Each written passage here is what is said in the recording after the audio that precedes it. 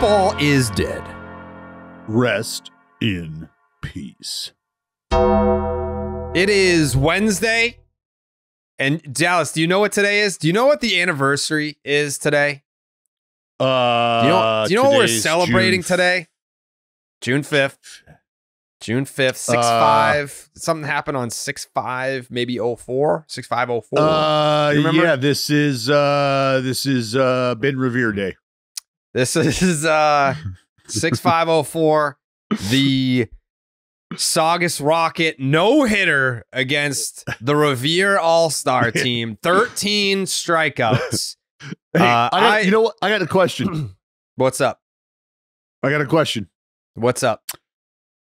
Are these statistics going to be similar to some of those of John Donaldson's statistics where against the competition and maybe it's not sanctioned? Is that why there's no track record of this? Like, what? Well, help me understand. I hear what I want you're to be able saying, to properly Dallas. celebrate this. I hear what you're saying, Dallas. I mean, yes, hand up. Did I at one point play in a league where I was 20 years old playing against 16 to 18? Yes, I did do that. Okay. I did do that. But was the no-hitter in a sanctioned game where there was no forging of documents? Yes. Yeah. This was legit. This was how are we to believe that?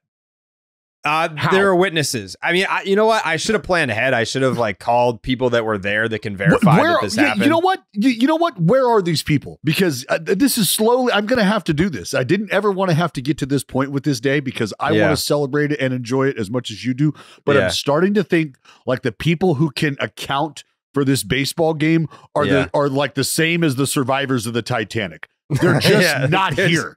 We can't find them. There's nobody has a contact. Like, where the fuck are they? Yeah, I'm pretty sure I pitched a go back to Gerrit's hometown and interview the people in and around the making of the Legend thing when we were at the other company. Yeah, and just another idea that kind of got swept under the rug. Yeah. I mean, there's something I could say right now that would sound very, very suspicious in terms of validating the I guess accuracy of this happening. It's kind of, but it's also very. I can't. I don't know if I should say it on the. I think you should share. You should share. It's a Wednesday, of course. You should share something. It's something to do with like the person that was the head coach. Not the same person now that they were then. So it's not something that I would want to like call him up and put him on the show. Why not? I mean, we all go through changes. I'm sure they're the same, I'm going to have Jake bleep this.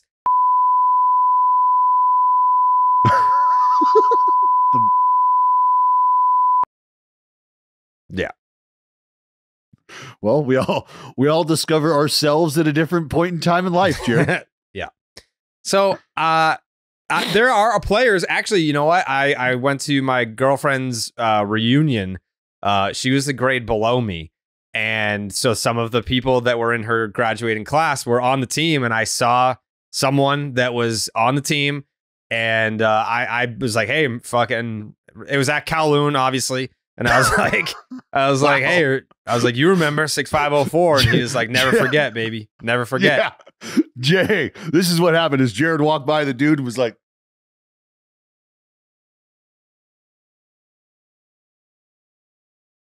I mean, I don't know. I didn't need to. Oh, hey, man. Yeah, no. Yeah. No. He walked by the dude and the dude was like, damn, you look basically the same as when we faced you. Wow. That's a short joke, Gerrit. That's a short joke. That's not a short joke. No. It was actually it was an age joke. It was an age joke. That's not it was supposed to be. Yeah. It's not a short joke. I'm 5'11". And I didn't have to roll up my sleeves. Obviously, I was wearing something that was tight. I don't do the short physique. person material. That's Dallas. He's a one-trick pony. That's all he's got. But yeah, 6504. Never forget. 13 strikeouts against the Revere All-Star team. It was 16 years old on 16 years old. It was legit. It was like yes, I played for a baseball team starting at 16. I was 16, then I was 17, then I was 18. Those were all legal years, and then I enjoyed it so much that I stayed until I was like 21. But that's That's neither here nor there. That was a fall league. I got to tell you, my favorite time, Jayhay, of the summer was the 4 years I spent on the 16 to 18 team. You're like, hold on, 16, 17, 18. Yeah, no, four great years on that 16 to 18. 5 great years. 5 great years. Shout out to the Revere Colts. We never lost a game. And by the way, I wasn't the only person that did that. A bunch of my buddies, like we all played until we were like 21. I remember puking in the outfield. It was like a Sunday fall league, and I remember committing fraud against. I remember taking the outfield, and after a heavy night of 21-year-old drinking, just puking all my Gatorade after legging out a fucking stand-up double after roping a bomb off the wall against a 16-year-old kid. Just. I had transitioned into my washed up beer league softball phase at 21, playing against like 40-year-olds. Jared went the other way and was like, I'm going to go play young children in Little League. High school baseball. And by the way, for full context, 20-year-old Jared was like 120 pounds. Like I was probably the smallest by weight on the field. Nobody else's fault. I mean, but like think it's. I'm sure that the millions and millions of Baseball is Dead fans know that they see me. It's like, oh, Matt, like he's built like Brock Lesnar. Like that was such an unfair advantage. 2009 Jared was a fucking popsicle stick. I was playing against. It was fair competition. You had 17-year-old high school players that were twice the size of me when I was 20. Like there was no unfair advantage. Like fuck you for anyone that says no. You wait your fucking turn. Anyone that says that I was just in there bullying high school kids as a 20-year-old baseball player, not true. I was probably 120 pounds. That's exactly what it is. You're the fucking 20-year-old who's like, I look 12. I can sign up for this tournament. There's nothing wrong with this. Physically, we're the same. My age and experience should not be a deciding factor in this. Correct. If I am the same size of them, this is literally my playing field. Smaller. When Clancy's family moved away, he stuck around, and we said he lived with us so he could keep playing on our basketball team. Mm-hmm. I thought that was like, I've been nervous they'd come back and get me, a decade, 2 decades later about that. Yeah. Here you are, Yeah, if they did a documentary on the Revere Colts undefeated season in 2009, it wouldn't look great. It wouldn't look great. Did we bend the rules a little bit? Yeah, we did. Okay. Like our 16 to 18 team had like 5 or 6 20-year-olds on it, whatever. And they're the ones that should be ridiculed by the public. They were like full grown men by that point. I was still a boy. I'm happy for them to come on this podcast and we can ridicule them too. But what strikes me, I can call one of them right now. The very clear parallels between you and the Rocket Roger Clemens and the nickname connection and just, the trajectory where it was like, it was legit for a while, and then we got to kind of backtrack towards the second, the back end of the career. You're gonna make me. It was just fall ball. Oh, I was just showing up for home games. You guys were kind of doing the same thing there. You're gonna make me call one of these very people. Similar, eerily similar. I mean, also, we saw Roger as he got older. He Brock Lesnar in. You know what I mean? Yeah. Listen. We didn't have the information back then. We didn't have the information back then. No one was telling us about diet and workout regimen. Like that's not on me. I think the Rocket is the only person who took steroids and got wider. Me or Clemens? I mean, I did get wider. Look at my fucking shoulders, dude. I don't even fit only in this chair. Clemens I don't even fit in this chair. If just like 20-year-old he was just Revere a square Colts pitching by the end of it would have fallen through the cracks of one of this chair. Like, okay, my internet cut out, but my point remains the same. I'm as big as this chair. You understand? 060504 6504. Never forget. I texted another member of the Revere Colts that like my graduating class. And if you want to talk about egregious, okay, those people are probably in nursing homes now, given how the stories. I looked the part, okay? This dude he was like 6'4", had a goatee, and would come to the plate with like a fucking huge wad of tobacco in his mouth. It's like, dude, be more obvious that you're not 17. Like, you're blowing it for all of us. And he used to get up there with his bat like Kevin Youkilis. Like, stop. You're blowing our cover. Fuck. Oh, man. You know what's funny, though, is that I'm laughing about beating up on young competition. I remember after my playing days were over, we would do home run derbies at the local field where it was just me, my friends against my youngest brother's friends. And my youngest brother's friend would hit as many homers as everybody else combined. Yeah. I would park like 1 or 2 out of there when I was like 17 years old. This kid was like 12, 11 years old, just fucking sending missiles. Yeah. Well, yeah, it's harder than it looks beating up on young kids. I'll say that. Say that to that was them, the point. me. That was the point. Not me. Physically, no, I belonged. Successful. Physically, yeah. I belonged. You know, it was still hard. Sad. Wow. Sad. Competition was still hard. Whatever, dude. Fuck you. I'm glad we paid tribute to that, though. These, by the way, these are 2 different things. Like now you're misguiding the public because wait, what? The no-hitter was a Babe Ruth All-Star team against a Babe Ruth All-Star team. I was of age.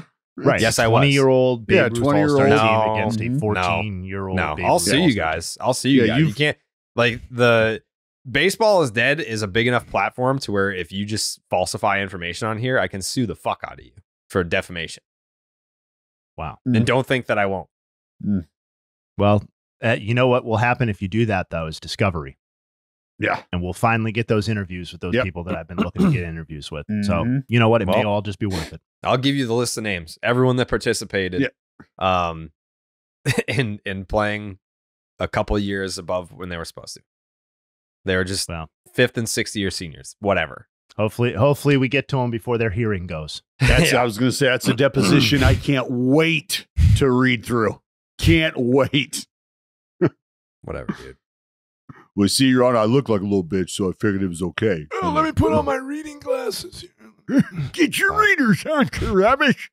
It says here. We'll all beat the shit out of you guys right now. There was actually that would have been a problem. There was almost a fight in one of those games. That could have been a problem. Yeah, that would have been a bad look. Yeah, career ender. yeah. That would have been a stain. That would have been a stain. I'm not sure that you could wash. You'll never be allowed to play in a league you haven't been allowed to play in for 2 years. You understand? Yeah, we would have got kicked out of the league for sure. Yeah. I mean, I guess we shouldn't close the door on a comeback, right? Right. Yeah. Exactly. I mean, right. 2025. Fucking AI got a runway here to start training. I would love to go back. Shave that beard. Some of the best years of my life playing baseball in that league. Against children. High school talent. I mean, in Texas, Dallas, you're going to tell me that... Buddy, you're not playing in Texas. You're playing in a fucking town. I've seen more people in my Walmart here than are in fucking Saugus. Yeah. Okay? You get to pick and choose now all of a sudden. Dallas on his high horse was like, hey, why don't we send you down to Texas to play against these high school kids because they throw 95. And now all of a sudden playing against high school kids is it's low competition, but before not so much. Yeah, well, Jared, pick a side, dude. Hey, Dallas, pick a fucking side, pal. Talking out of both sides of your mouth there. I picked one. Your fake fucking teeth.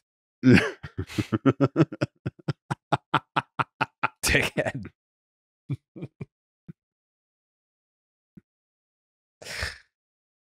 The MLB season is in full swing, and Underdog Fantasy wants to make it a lot more interesting. Underdog Fantasy is the easiest place to play fantasy sports. Playing their pick'em game is as simple as selecting higher or lower on player stats, strikeouts, total bases, home runs, and so much more. Make entries of all baseball or mix and match across your other favorite sports. You can win up to 100 times your money, and it's a ton of fun. We have a Nick Pivetta special today, Jake? Yeah, he's only got to throw 8 pitches, so you're going to want to get on that. You're going to want to get on that. If it's too late for you, it might be too late for you. It's a day game today. But we're kind of trying to make the point here where it's like, if you're not on the Underdog Fantasy app, these are the promos that you're missing out on.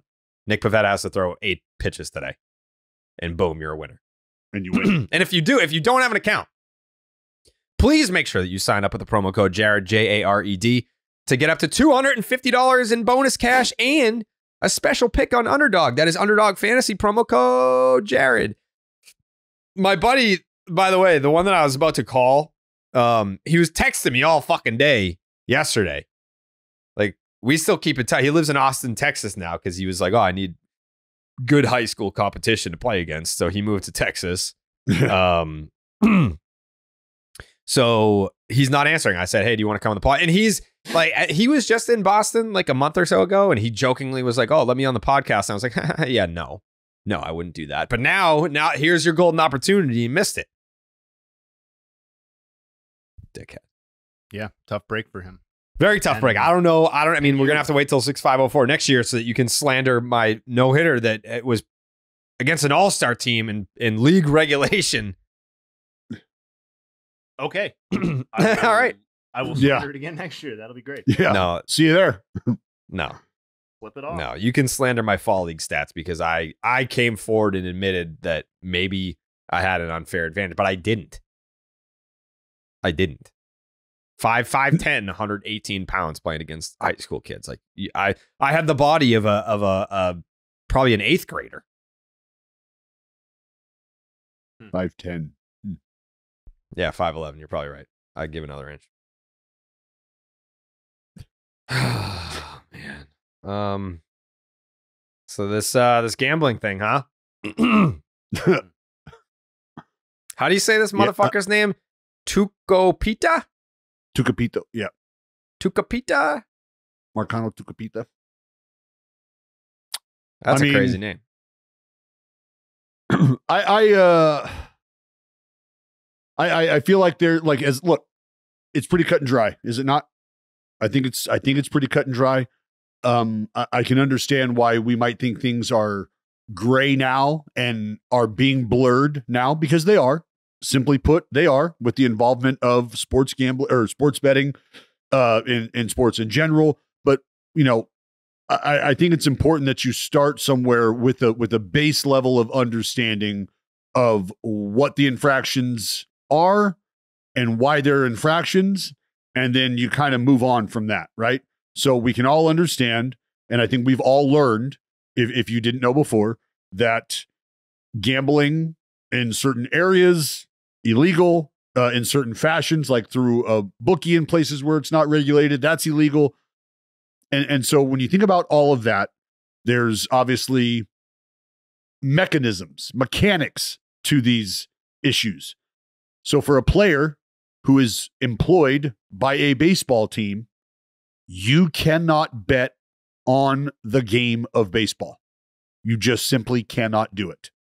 You can't bet on softball. You can't bet on those sports. You can absolutely bet on other sports. You can bet on basketball. You can bet on football. All you like. Knock yourself out. You cannot bet on baseball. And you definitely cannot bet on baseball games you are a part of. Right? So if we understand that baseball is a no-go and baseball that you're involved in is definitely a no-go, well, then that's really all that has to be said from that point, from that perspective. But then from there, I think there is some understanding where if you're a baseball player, but you're betting on games that you're not a part of and betting on games that you're not involved in, then that's where folks are, I think, starting to stand up and ask questions about, well, why don't we get to do that? If we're a part of this money-making cog and we are a part of what's generating this revenue, then why would we not be allowed to spend our money accordingly? Why do we insider information?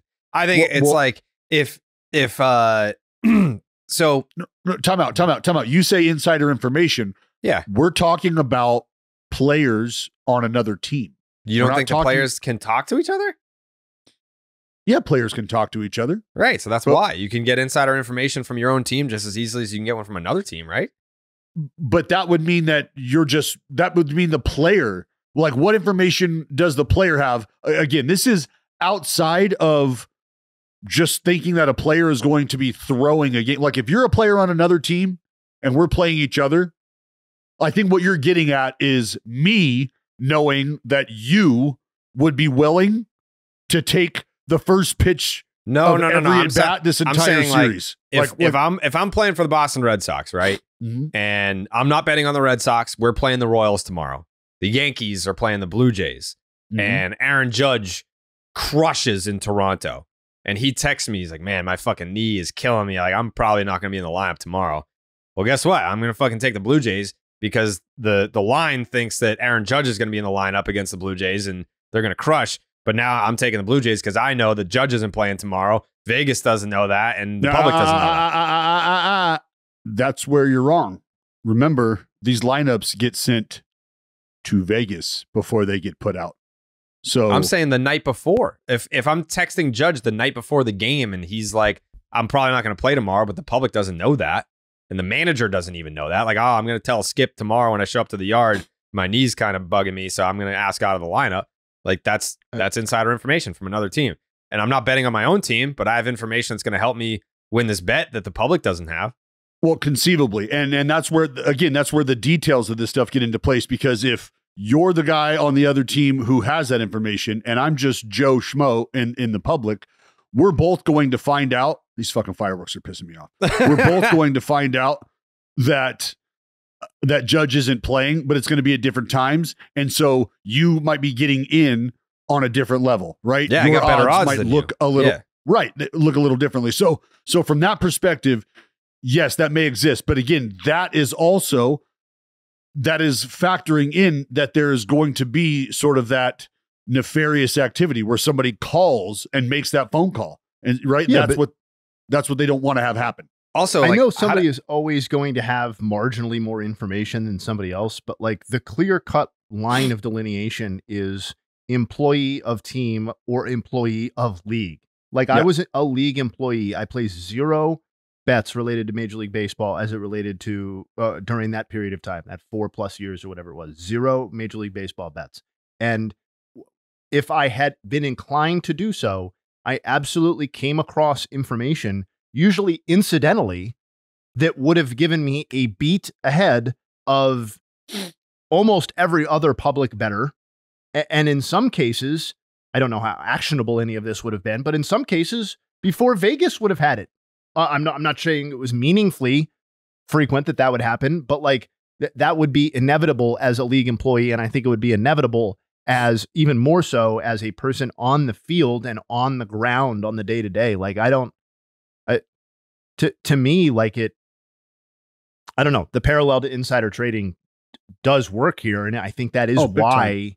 Yeah. And I think that's part of the outrage or the concern that the fan has as it relates to, sports betting on your own sport or your own team or against your own team in general, is that, like, for as much as people don't want this to be a simulation, they kind of expect that it is a simulation in terms of the objectivity of the participants, right? Like, people go in betting thinking or deluding themselves that, like, everybody's just there to win 100% of the time, and everybody's motivations are very black and white and all that sort of stuff. And the reality is that when this stuff starts to seep in, it does complicate that picture a little bit. And I think trust can erode a little bit. Even if it's somebody like Tucupita Marcano, where we're all going to forget this guy that he's banned in X number of days or weeks or months because he was ultimately an irrelevant Major League Baseball player. No offense to him.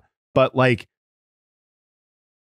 there is a cloud that hangs over the situation that what if it's not a marginal baseball player, right? Like, what if it's a star level baseball player, like what we thought we might have been running into with Ohtani before all the facts came to light? Like, what if that situation plays itself out and we just got past the Mizuhara case closing or whatever, as far as Major League Baseball is concerned, and we get news of this, which is like a very clear cut. He is banned from baseball for betting on this sport. This was this was a red line for a long time with the Pete Rose stuff. And I'm not retroactively advocating that Pete Rose should be freed of his like responsibility for what he did above and beyond all the other gross shit that Pete Rose is involved in. But like, this was like a very firm line for a lot of people in how they viewed the sport of baseball and sports in general, but most specifically baseball. And it's just not that way anymore. And we're seeing that. I think, and a lot of it goes back to, and I do believe that the reason that you have that such that stigma attached to this in our game for so long is you got to go all the way back to 1919, right? You got to go all the way back to the Black Sox. And I think that is something that has never left the side of this narrative. That undertone has always been attached to what it's like, or could you imagine what it would be like to have the game's biggest stage completely compromised by almost an entire team's worth of players is how it feels when you think about what happened back then. So to have a superstar or multiple elite level talents in the game be a part of something like this, you can understand why it would start to very quickly, as you said, Jayhay, continue to erode at a bank of trust that for the most part has been able to withstand the ebbs and the flows of this title conversation regarding sports gambling. So ultimately, with the signs in the clubhouses that have told us as players since the day we walk in there, you absolutely cannot do this. That has never changed. The understanding of that has never changed, which is why I think when you look at, outside of Marcano, who how much money total spent? Like, what was it? 6 figures? Or like 85 grand or something. But like some of the other guys, like 150 grand. 150 grand. So like some of these other guys, like the bets are totaling $400. The bets are totaling $120 or whatever it is. I'm misquoting them, both of them. Very small amounts is the take home message. And it's like, damn, like what you could conceivably rake in as a big leaguer is in a completely different stratosphere as opposed to what it is you were quote unquote gambling. I'm fine if people want to like debate the gray area that is athletes placing bets on sports that are not their own. Whatever. I just don't have a lot of sympathy for people who are found to have placed bets on their own sport and or on their own team for or against. Like that is like such an obvious thing you're not allowed to do. And I think, and there are lots and lots of reasons for it. And they're not about suppressing the amount of money that these guys are allowed to make. It's just lose me. I'm not saying that's what you're saying. I'm just saying in general, like I saw like, threw away their careers over like, $400 in total bets or whatever. And it's like, yes, that is in a way unfortunate. It's also like remarkably stupid in a way that my sympathy runs out pretty quickly for that specific behavior and that action. Yeah. Like I even, I get it, like with front office types, like with executives and stuff too, for that reason, because when you start thinking about it on that level, now you almost start to wonder, like, would front office executives start to construct a roster like over a long-term period where the success rate is not going to be great and they could bank on that, like literally bank on that, Or just literally like a transactional thing. You're about to trade your star player. What your current offseason over under is set at or whatever. Mm-hmm. You get in on whatever, like on whatever. I'm going to go under right now because I know that's about to drop by 4 wins once we trade star player X. Like it is very problematic. It's not a made up concern. And the one thing that let me ask you this. What if a player is found to have bet on his team, but in every instance it's to win the game? Is there any, no, I'm not, I get it that it's illegal. When we're having the moral conversation, does that separate that individual? I'm certainly more sympathetic, relatively speaking, to the opposite, which would be somebody who universally bet against their own team or their like that person is definitely more sympathetic.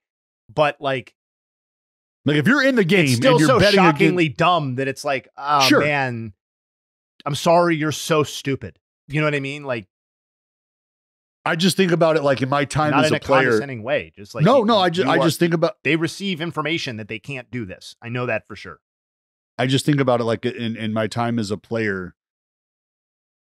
Like, I don't know. Yeah, it's just been drilled. It's been drilled into you. It's not just about compromising the integrity of the game you're playing in, which you would attach to betting against your own team, right? It's also about having information that other people are not privy to that is giving you a competitive advantage. And that's just like, now that we have melded these two worlds, that's a red line too. And I think it kind of has to be. Otherwise, I'm not sure why people would participate. Really. Yeah, it's and that's where it's funny, because you got folks who are surrounded, or who I think are probably involved in the game in ways that, don't tie them directly to the league, that don't tie them directly to a team, that do have an opportunity to gather information or be around information. And they're not held to a certain standard, right? They're not held to the same standard. Yep. And so that's like, you could quite literally be on the same field as those people. Yep. Yeah.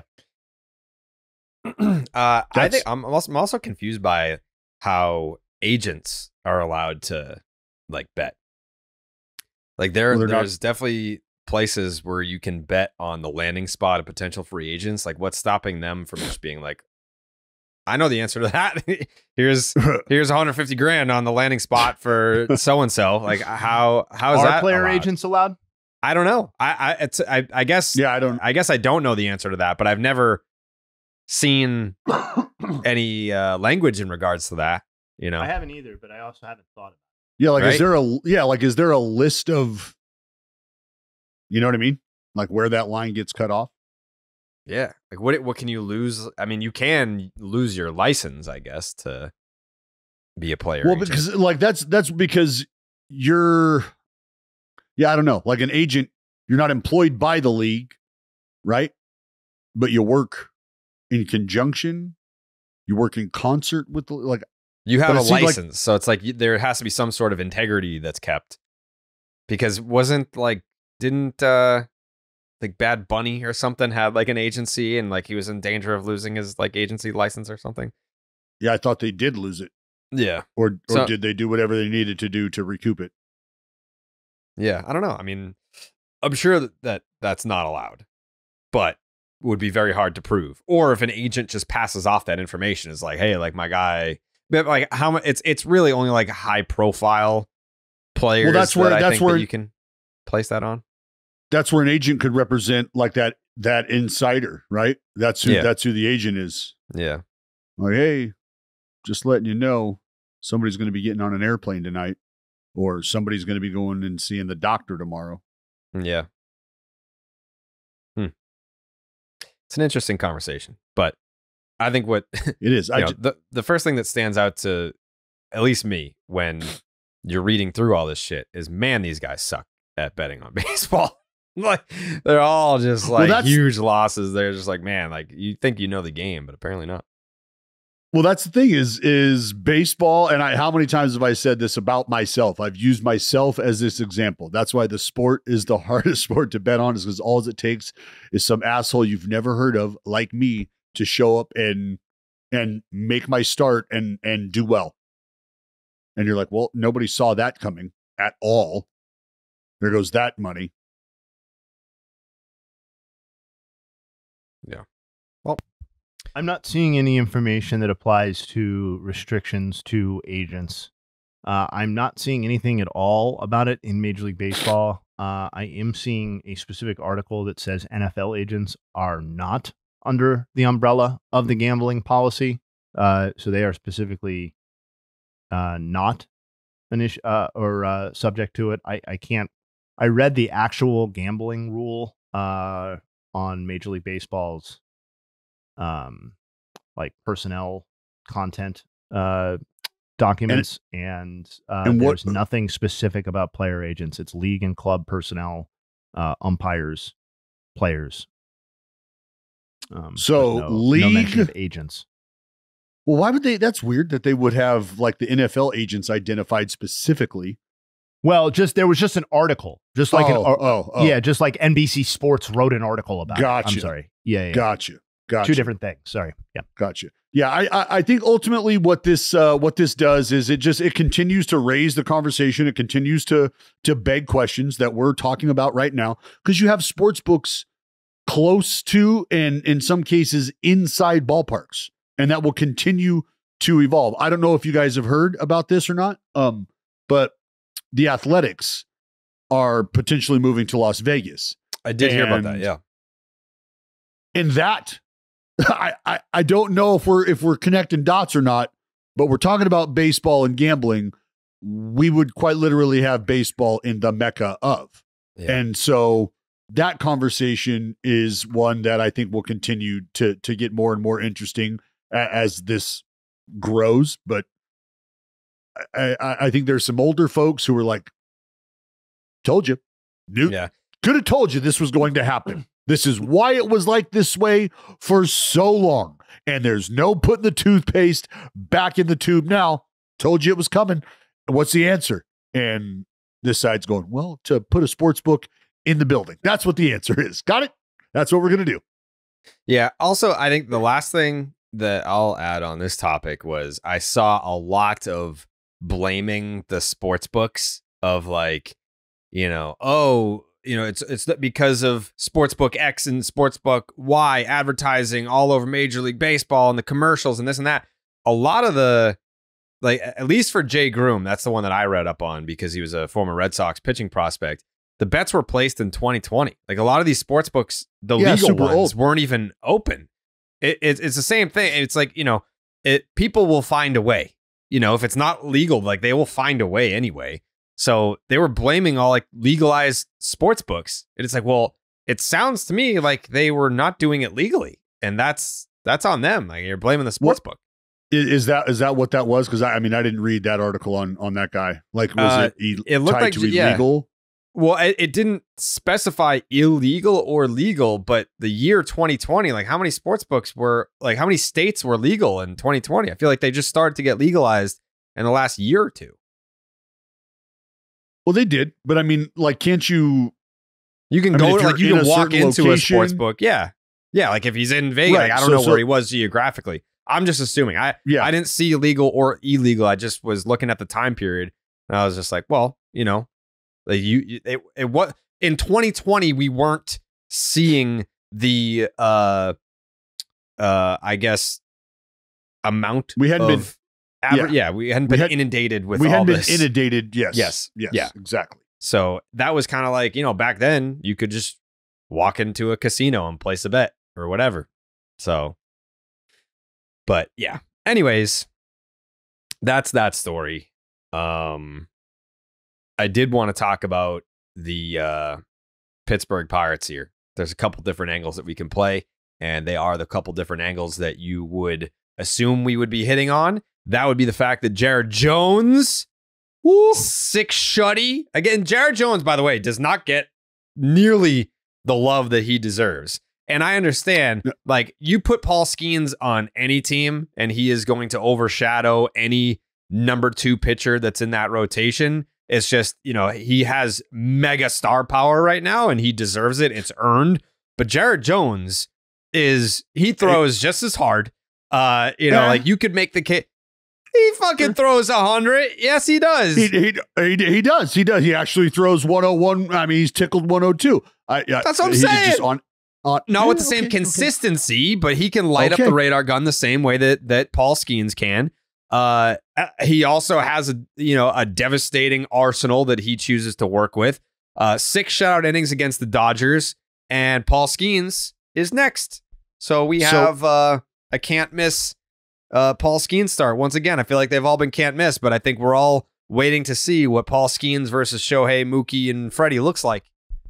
Well, I tell you right now, if it's anything like what Gerrit Jones versus those cats looks like, I'm all fucking in, because Gerrit Jones, undressed Showtime. Undressed. 0 for 3, 2 punch outs with a double play ball. And he got his fucking doors blown off. Doors blown off. 101 Chundo piece, top shelf. Thanks for coming, Showtime. It was impressive because I think, and if you listen to what he said after the game about admitting and acknowledging that, the nerves can get to him at times. And he even said the nerves can easily get to him at times. And when I heard that, I developed this thought, like, you just made the point about Gerrit Jones and Paul Skenes being in the same rotation and one of those fellas being overshadowed by the other. Yeah. I believe that is a wonderful place for Gerrit Jones to exist now. A wonderful place to exist. If shit doesn't go well, that's fine. We'll talk about it for a day. It's not going to be the fact that selecting me has set this organization back 2 decades. That's not what's going to happen when he doesn't have a good start. When Paul Skenes doesn't have a good start, everybody's job is going to be questioned because that's what Paul Skenes comes with. And if you're Gerrit Jones and you have what you have in the tank as far as talent and stuff is concerned, then you are operating in a space where the magnifying glass essentially can only get so low to you. Yeah. We can only look at you so closely because we are distracted by what this other dude is doing. Fantastic. So I can go out there and ho-hum it, give you 6 shut, blow the doors off Ohtani and Freddie, and dominate the potential World Series favorite. And you'll be really excited about who's pitching tomorrow. That's kind of where he's at right now. And for me, no problem. Continue to do what you're doing, young stud, because it's impressive. And I really, truly hope that he takes away from those at-bats against Ohtani and realizes, buddy, not only do you belong here, you are going to dominate. You are going to dominate here if you just continue to take the strides necessary. Incremental progression. Don't find yourself trying to win the Cy Young in your next start coming off of this type of outing, right? Yeah. Let's just stay the course. Let's just stay the course and things are going to be great. Also, I love the fact that there's a bromance going on between Skenes and Jones. I believe they're roommates, but you see them going on these fishing trips. Like they are able, like that must be such a luxury to not only have someone that is, I don't want to say equally as talented, but on that same level. Like it's not like you're both power pitchers. Like you're both cut from the same cloth. You're 2 power pitchers that are around the same age, on the same team, came up through the same system, and you're able to escape the game together. Like, like that's a luxury. Like, hey, Gerrit, I've got everyone talking about how great I'm going to be and picking apart every start that I make. You want to just go fishing, and they can do that together. Or when you're at the hotel at night and you don't have your family there, you don't have your friends there. Well, guess what? I got this guy that is going through the same thing as me at the same time as me and can kind of break down, like from a baseball perspective, like they can exchange tricks of the trade together. They can talk about experiences together and relate to all of it. Like if I'm a Pittsburgh Pirates fan, I want Gerrit Jones and Paul Skenes to be buddy forever.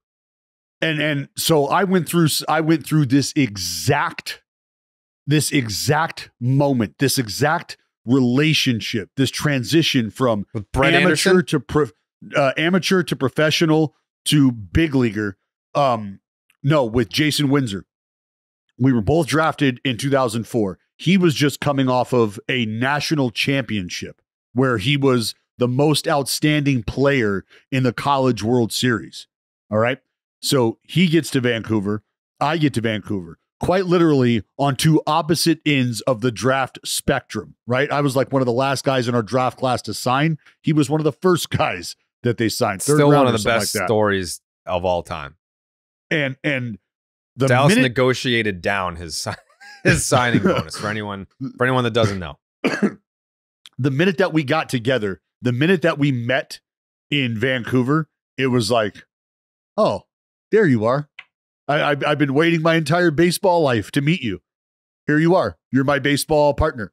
You're my baseball lifer.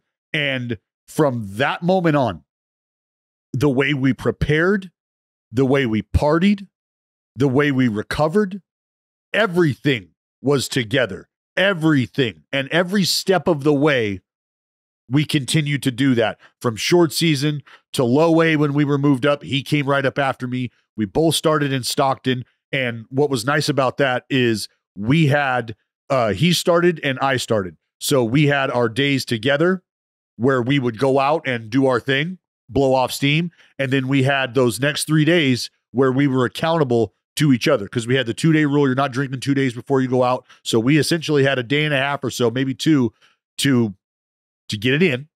And then from there, you're holding each other accountable, right? Who's going to be the first one on the gym? Who's going to be the first one on the muscle bus in the morning?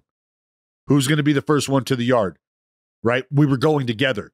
So it was just, this is what we are geared to get to the big leagues. Everything we're doing is geared to get to the big leagues, right? 2 guys in AA, not making a single fucking penny.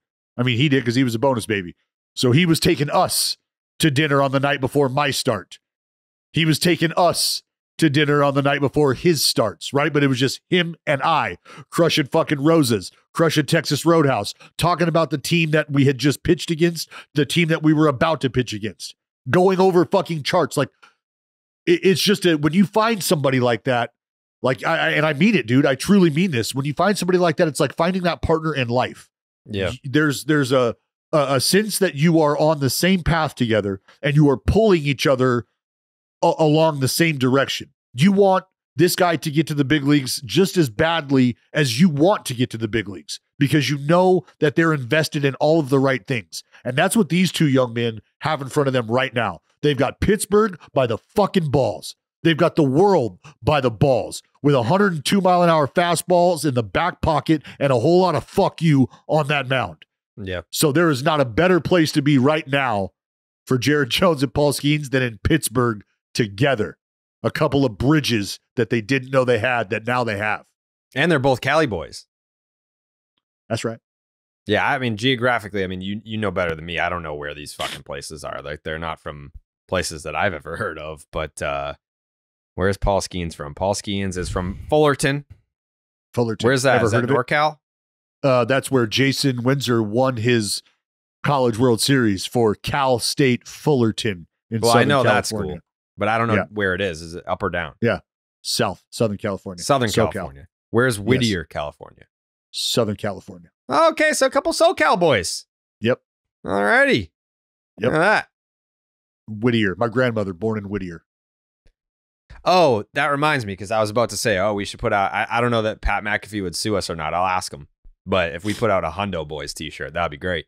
And then people were like, why don't you get fucking Baseball is Dead merch before you get Hundo Boys t-shirt? So that's the update, is that we are finally in the process of getting Baseball is Dead merch. And for anyone that's like, oh, you want to get Section 10 merch first? Like, no. We had someone on it and they had a lot on their plate and weren't able to get to Baseball is Dead. So then I was like, all right, well, let's fucking find someone that can do it.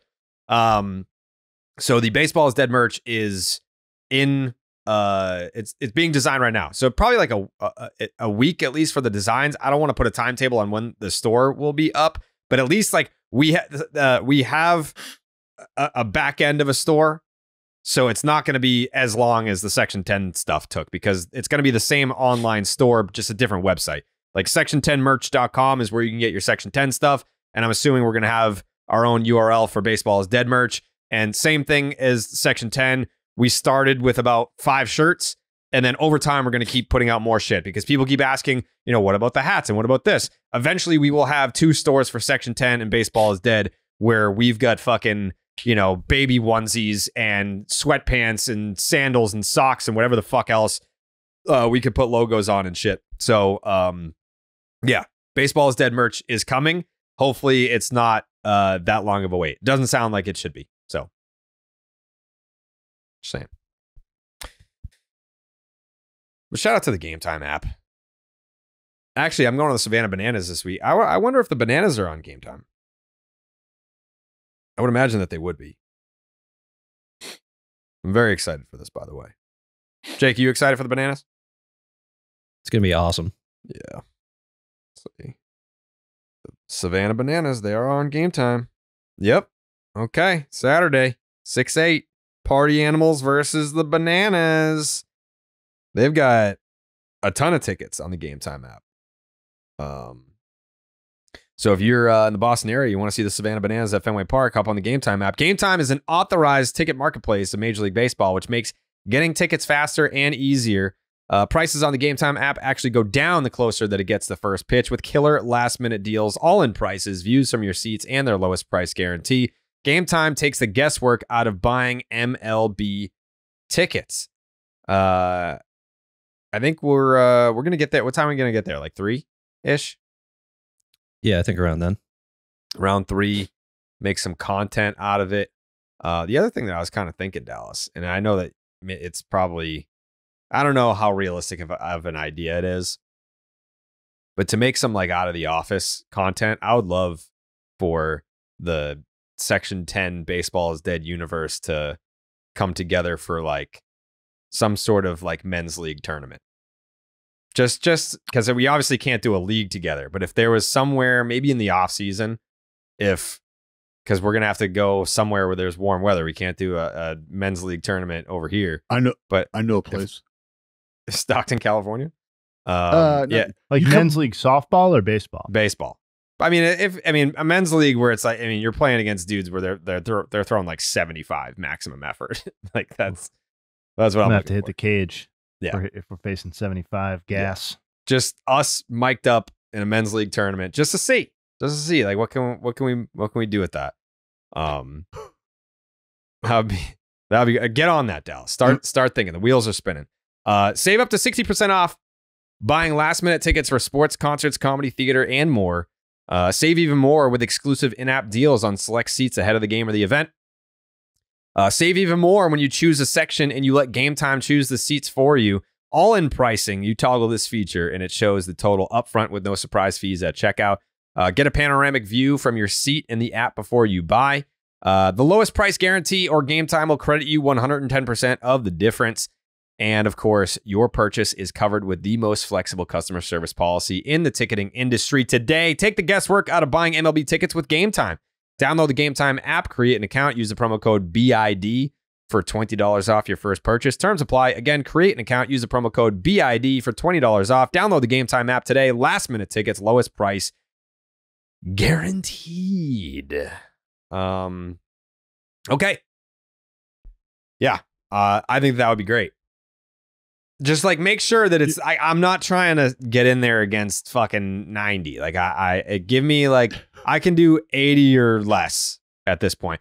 I mean, the dude that I faced last summer, I think he threw 85. Like 85 isn't as fast as it used to be, you know? Like when, the dude that I faced last summer was probably like mid to high 80s.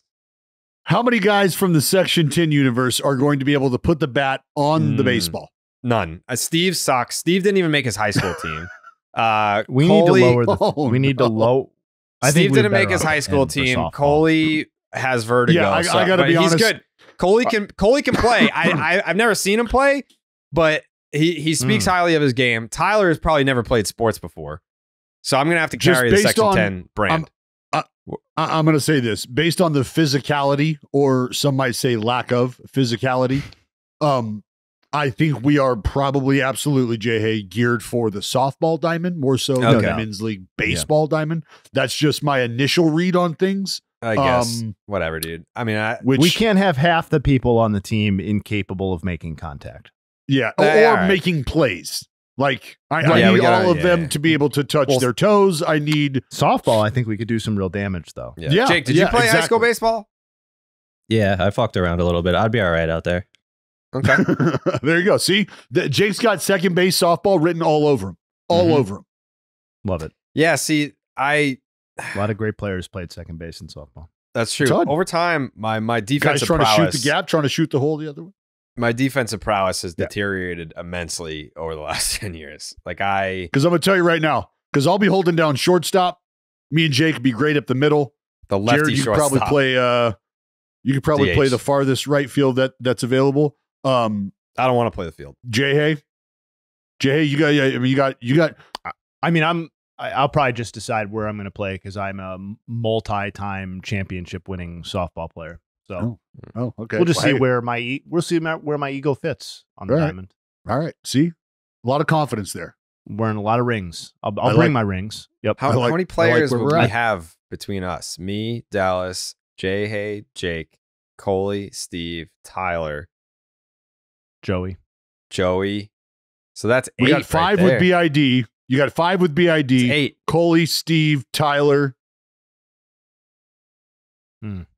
We got 8. So that's 8. Yeah. We need at least 2 more. And Christian, we'll ask Christian. I mean, we can play a game with 8. No. Yelich is not allowed on the team. Why? He's been on the podcast the most. I don't care. He hit me 26th. He can fuck off. Yeah, that's true. Yeah. And he didn't let me DH, which was fucked up. But I did make a and I love Yelly. Love you to death, Yelly. But you can you're not on the team. Can't manage, can't anything. What about the president of Clark's Ketchup? Can we get him on the team? I'd prefer to meet everyone that's on the team before they join. Just kind of like Clark a hired gun. Is he good? I don't know. Can Clark go Oppo? Clark go backside? I think for anybody we're bringing in from the quote unquote outside, we need a standard of competency. What about Mike Emond, who is going to be shooting our content? By the way, at the All-Star game, they're apparently throwing around. Am I allowed to say this, Jake? Yeah, go ahead. They're throwing around the idea of getting a Airbnb and putting Section 10 and Baseball is Dead in the same house, and then kind of doing like a confessional, like making the whole thing like a fucking reality show where everyone just talks shit about each other in the closet. I mean, listen, I want Dallas to stop grinning because I'm not rooming with you. That's buddy. That's first and foremost. I'm not doing You'll that. You'll be under the same roof, which might as well be in the same room. No, I'm all set.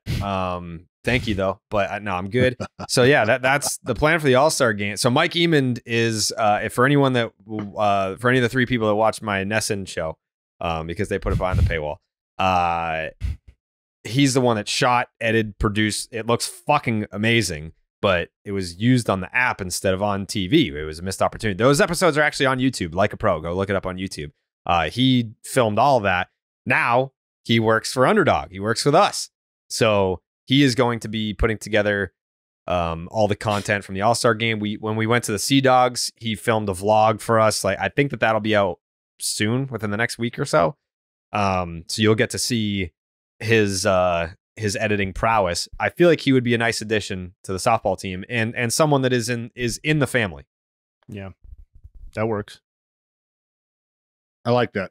We will be looking for a pitcher. I mean, it's softball. See, that's just your lack of experience talking. We will be looking for a pitcher. Ira? You think Ira Fritz? Possible. Coley's definitely playing first base. We need a big target. See what Rochi's up to these days? I think Rochi's in Stanford. I know that answer. A lot of available talent. Who was the dude Jonathan Coachman? Jonathan Coachman. Who was the guy, Jayhay, that was throwing hard? That was cool. Oh, the guy. You know what I'm talking about. Oh, the guy who ended up wearing the face mask? I think so. Because he got popped in the face? I think so. Yeah, what was his name? I mean, I hit a ball. I haven't thought about him 1,000 feet off that guy. Yeah, he used to. That team used to be good, and he was the face of it, and they took it seriously. And then, the new wave of talent came through that league, and they were like, "This guy was like, man, I'm a real relic." Now I'm just wearing a face mask on the mound. I'll get his info before. Well, right. Before the end of this podcast. You should get this info, Jayhay. The American League defeated the National League 3-1 at this year's All-Star game at the Polo Grounds. Oh, nice. 1924. The Philadelphia A's set a record for fewest RBI by a team in a single season with 354. 1912. Mort Cooper led all of baseball with a 1.78 ERA. 1931. Johnny Vandermeer led the majors with 186 strikeouts. 1927. Rogers Hornsby was the only player elected to the Hall of Fame. 1924. The Cardinals took down the Yankees in 5 games in the World Series. 1922. God damn it. 1942. That was all over the place. Yeah. I was wrong. I had 32 written down, Jay. That's where I was. Yeah, not great. Fucking Ira or Vandermeer. Ira, you got me on Ira. Fucking Vandermeer. Oh,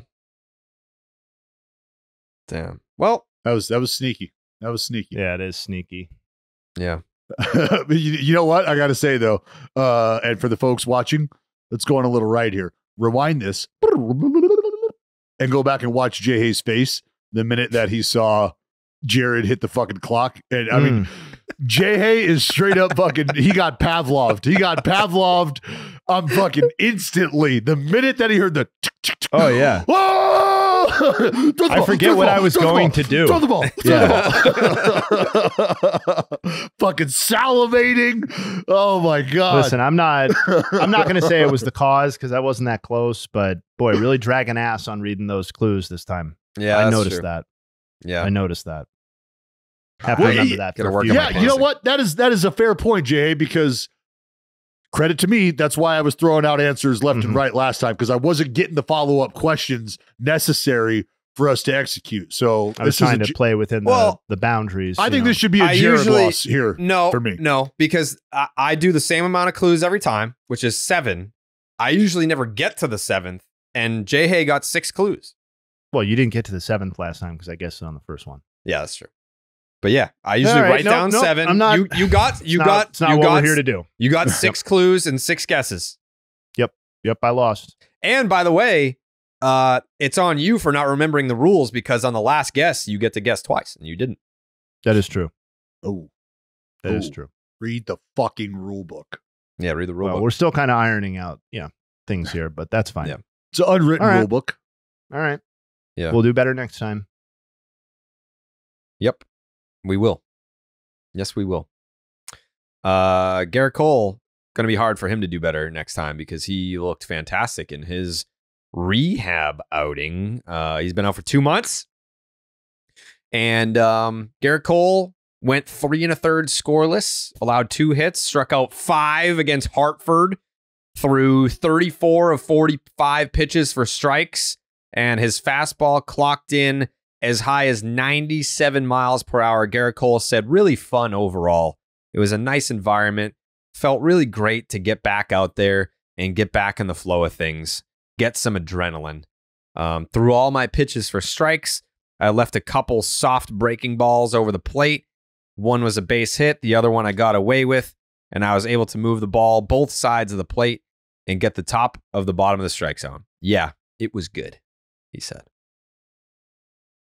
We like that. The only thing left is the ups and downs. That's it. That's all that's left. 45 pitches.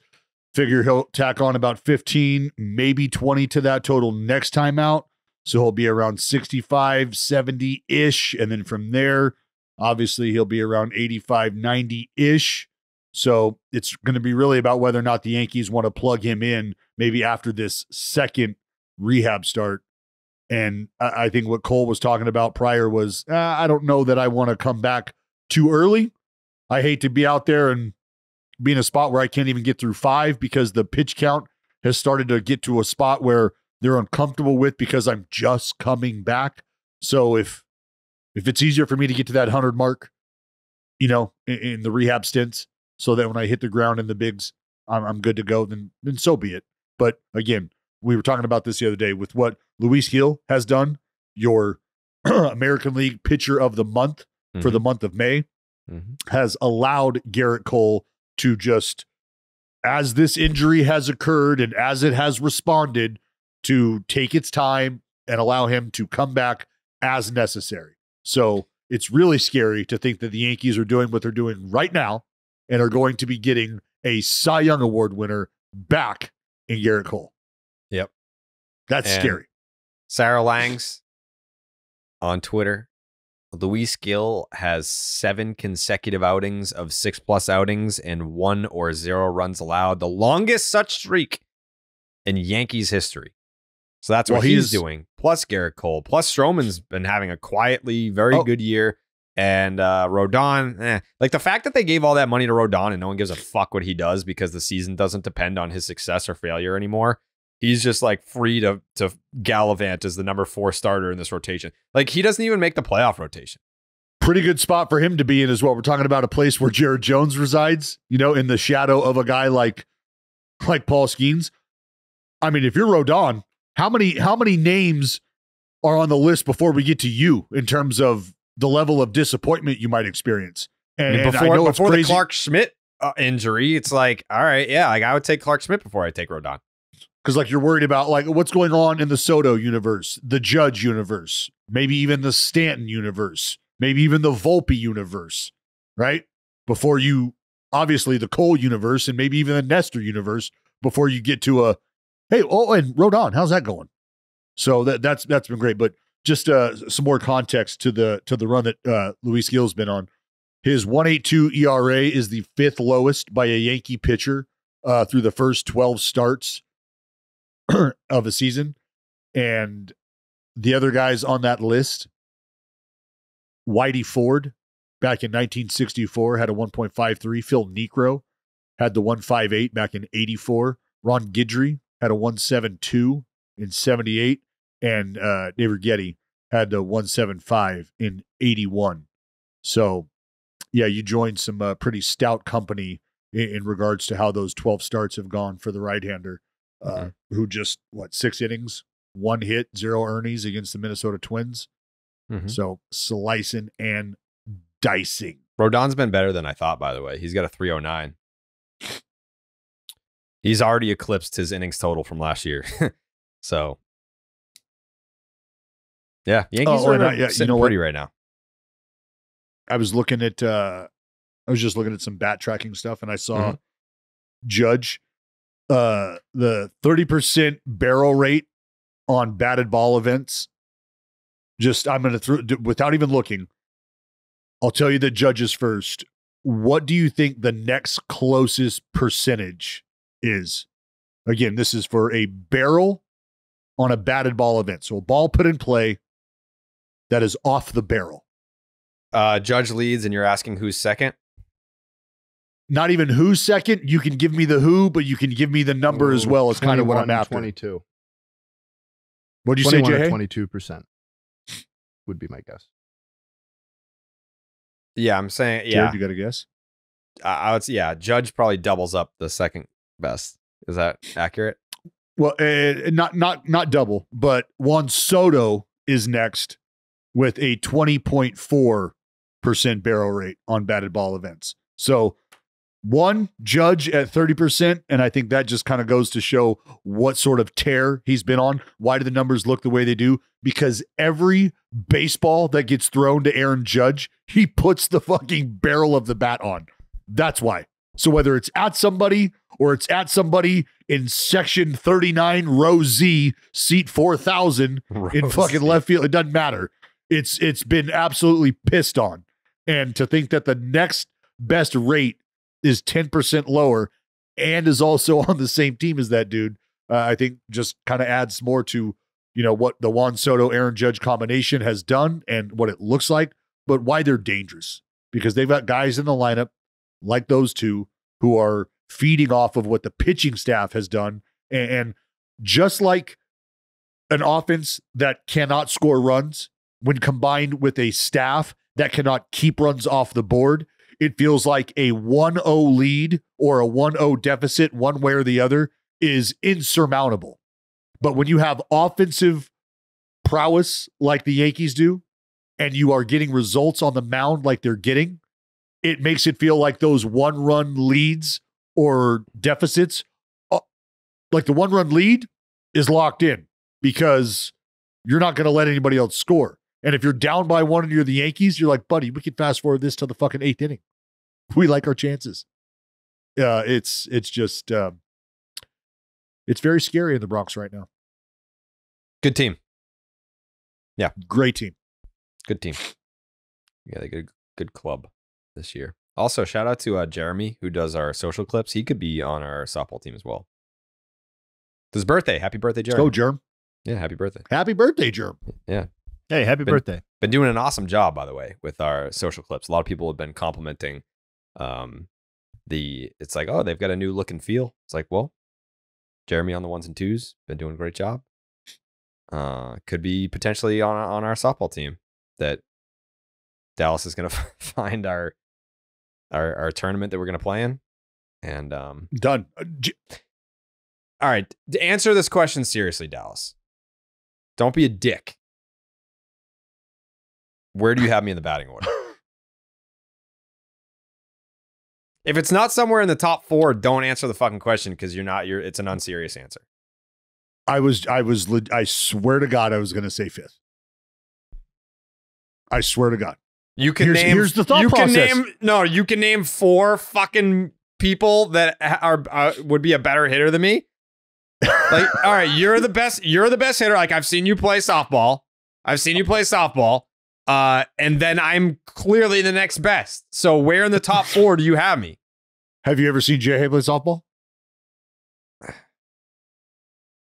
Think of Derek Jeter. Where in the top 4 do you have me, Dallas? And then think of Derek Jeter's starving cousin from Kenosha. That's who Jayhay. I said 5th, and I need you to hear me out. I need you to, well, if you'd shut up and quit bitching the minute that you ask the question, you'll get your fucking answer. Listen. This is crazy.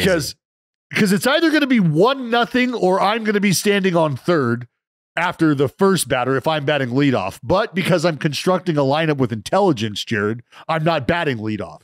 What I'm doing is I'm hitting third because one of the first 2 clowns we put ahead of us better be on base. So it's going to be 2-0.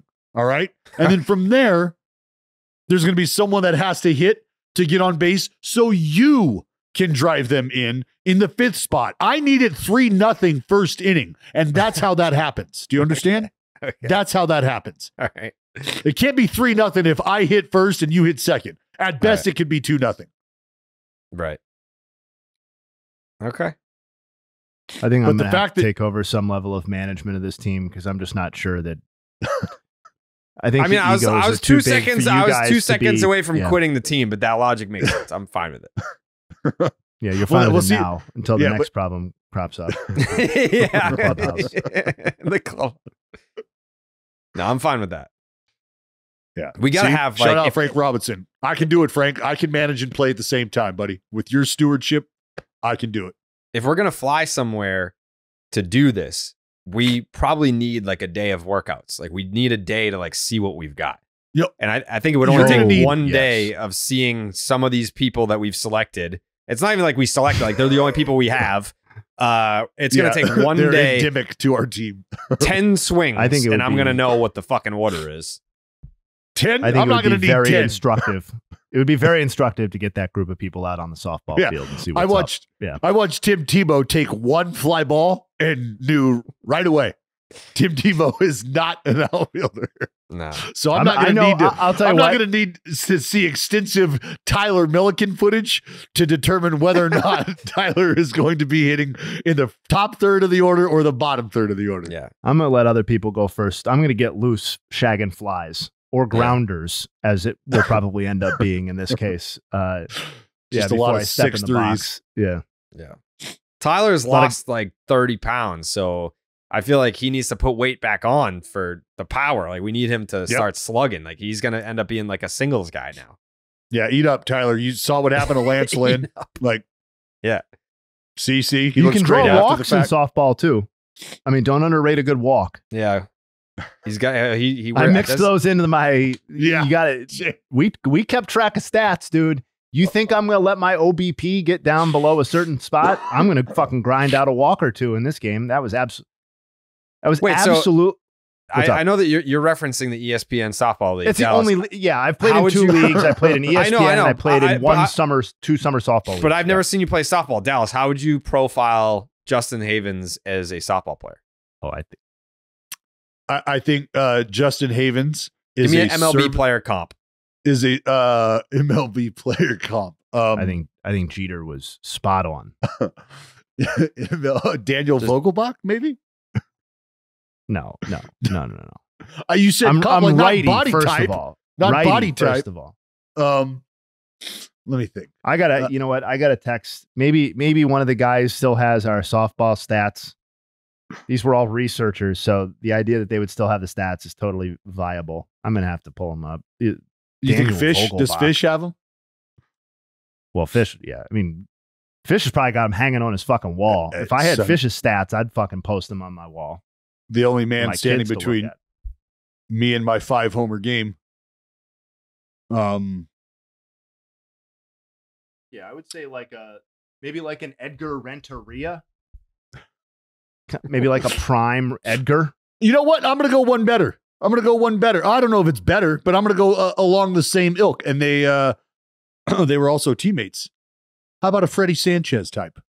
No, that's not good enough. Freddie Sanchez won a batting title. Fucking batting title, solid batting defender. Title era Freddie Sanchez, sure. Well, okay. Well, fuck. I was trying every other version of Freddie Sanchez was kind of ass. Well, I'm giving you the best version.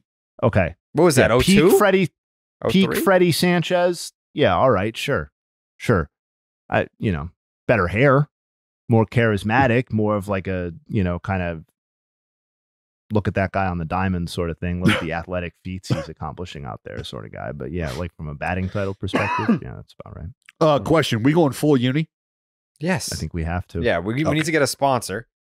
I don't know who that sponsor is going to be, but we'll have some sort of sponsor come in, sponsor the video, and then we'll try to incorporate the team name into maybe what the sponsor is, or, it could be funny to just have an egregiously large advertisement on the uniforms. No, we need fucking Chico's bail bonds. That's what we need. Yeah. Yeah. So it's a good idea. Oh yeah, I'm already running. Like this is already like this is going to be executed. We will have a tournament. We will throw the tournament. We can host the tournament. Think about the idea. Oh yeah, that's true.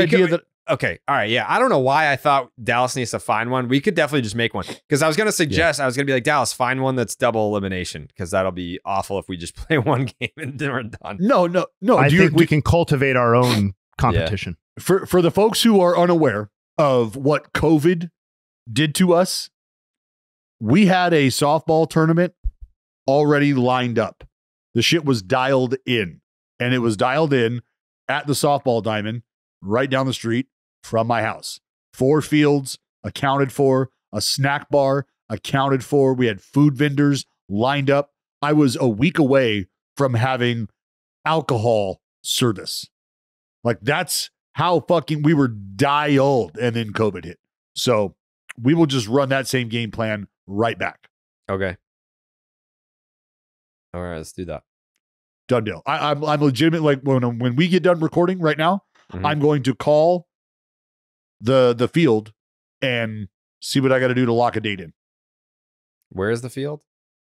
In Southern California, in Simi Valley. Because now that, like, if we're cooking on this idea, not to inconvenience you, Dallas, but we could do it this summer so that happens sooner. And then for travel purposes, we'd only have to fly one person to the East Coast instead of like 11 people to the West Coast. Yep. Totally understand. But we also have to work around your broadcast schedule as well. That is something. That's why the All-Star we could game, meet you in the city that you're in. We could always do that. Always a strong possibility. What you have to remember is if it's going to be on a weekend, Saturday, I'll be available for an evening game. I mean, we can get into this. This is a conversation we can have offline. Yeah. I'm just excited is all. So am I. And I mean this, I'm excited to just like have highlights of mine to be able to watch in 4K. Oh, fuck. That's the only reason why I want to do this. But here's the deal. Father's Day, it's right around the corner. It is.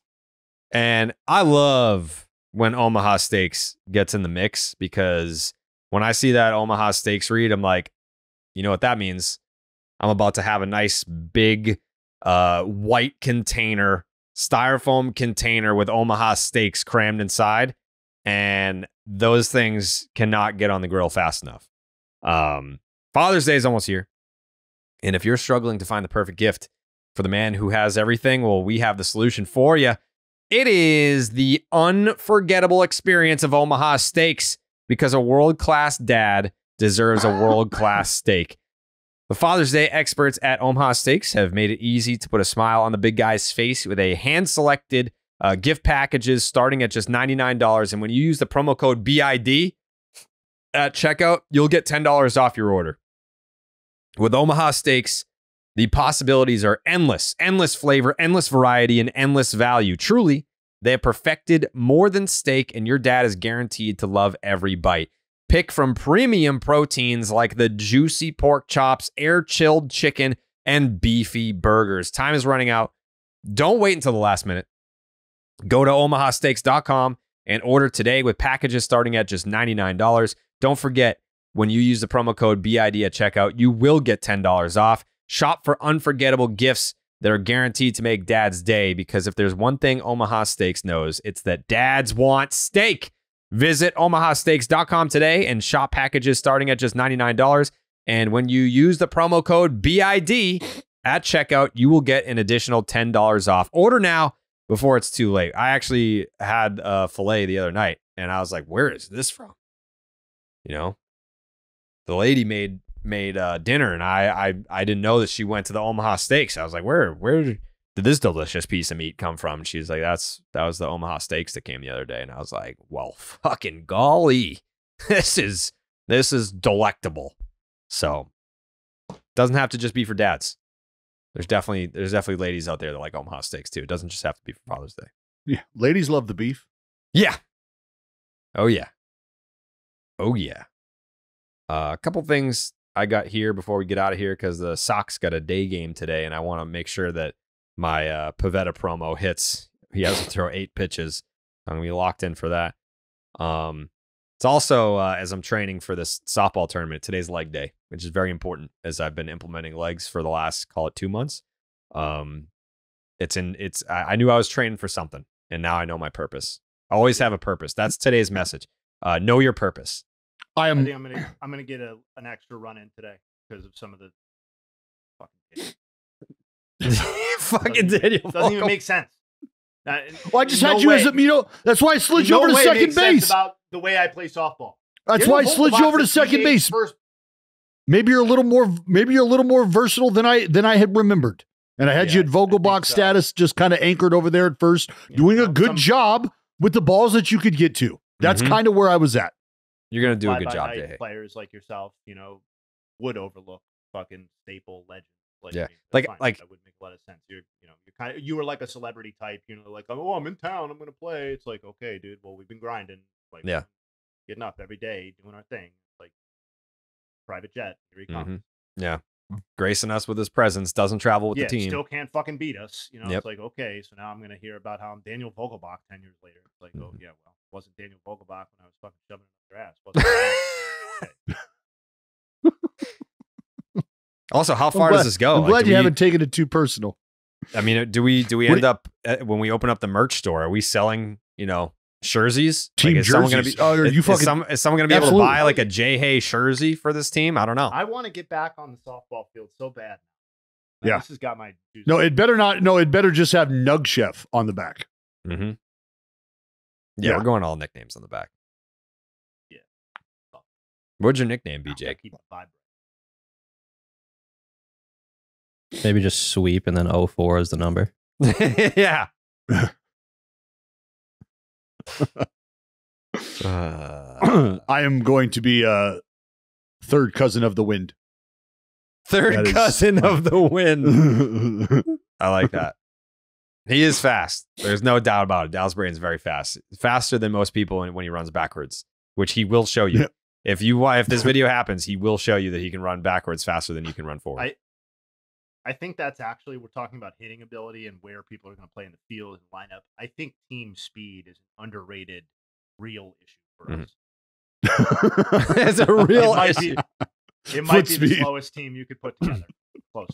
Yeah. Foot speed. Now that I'm starting to go over the roster, Jay, foot speed could be an issue. I mean, I may honestly be one of the faster people on the team, and I am fucking slow dog. Yeah. Yeah. That's hand up. I admit, like I have a policy. If it ain't a homer, it's a single, baby. I am not legging out shit. It's just not. You'll find how quickly you leg that shit out when we keep stats. Oh, buddy. Yeah, that's true. That is true. Yeah, I'm gonna need that OPS to go up. I can't just be hitting 459 with like a fucking 730 OPS. Dude, I never looked at my stats mid-game, but I absolutely waited for the email afterwards after we'd played a game, and I'd be like, fuck. I'm like, my OPS is down 125 points from last season. It's like, fuck.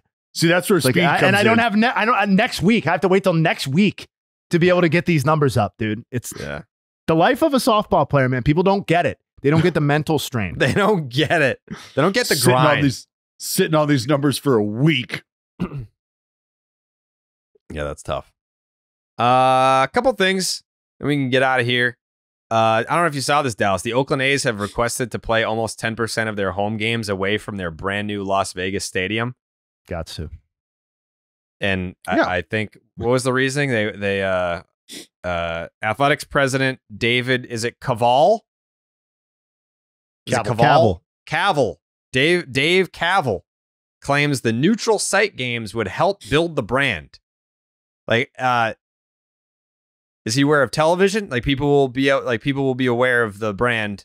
You don't have to travel to see. I don't know. I'm just saying, like, where would the neutral site be for this to make sense? Walk me through it if you could. It's got to be international, right? Sorry, this is a DB question. My fault. No, Jay, you're absolutely right. What it does is it leaves open the door for the possibility. Should you be involved or should you be tabbed to play a series outside of the United States? Should you be someone who goes to Mexico and plays a series, or Japan, like the A's have done multiple times, or London, like baseball is doing, right? The Mets are set to go. So I think it leaves open that possibility, and it's for exactly that.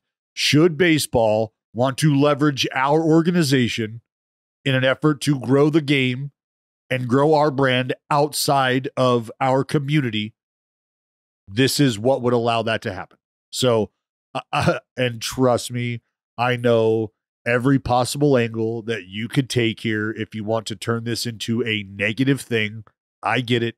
But this is just, again, having an understanding of how things work on both sides. So I understand all the opinions and I've heard all of the blowback, but I also understand what potential is ahead for something like this. That's fine. I mean, there's nothing really I have to add to it. I was just kind of curious. Yeah, and also, it's like, that's what who's, do we know who's funding the new stadium in Vegas? Is that like a public thing? Is it an ownership thing? Like, what's going on there? Still being worked out. Still being worked out, Jared. Okay. So I'm just saying, like, whoever's funding this multi-billion-dollar investment, I would be like, well, why aren't we going to use it 100% of the time? And if you're still looking for funding, that's a tough sell to be like, yeah, we're not even going to use it for the full season. I believe in the report, somebody was either directly quoted as saying basically that, or a local or a legislative person was quoted off the record as suggesting that basically the amount of funding that they are going to get is tied to, like, the bonding is tied to a certain number of home games. And so I think Major League Baseball usually has an allotment of 4 is what I read, that there's some flexibility on for teams. But obviously they're requesting 8, and it is it's a fluid situation. So I think it's interesting that they're requesting more than even the standard allotment. I also think it's interesting that the funding over the Vegas situation is still so fluid and they're still haggling over this sort of stuff. I just have to see the team. I have to literally see them throw the first pitch in Las Vegas before I think I wrap my mind around the fact that they're actually going to play there. Yeah, that's fair. Speaking of having to wrap your mind around things, I had an eye on the Cubs White Sox game last night, and the White Sox went up 5-0 in the fourth against Shota Imanaga. And then just kind of, my attention drifted elsewhere. And I was like, well, winning streak, or the losing streak, I'm sorry, is finally over at 11 straight. And then this morning, as I was doing my podcast research, I come to find that the White Sox lost that game. White Sox lost that game. And I don't mean to laugh. It's not funny. It's not funny. But the White Sox have now lost 12 straight baseball games.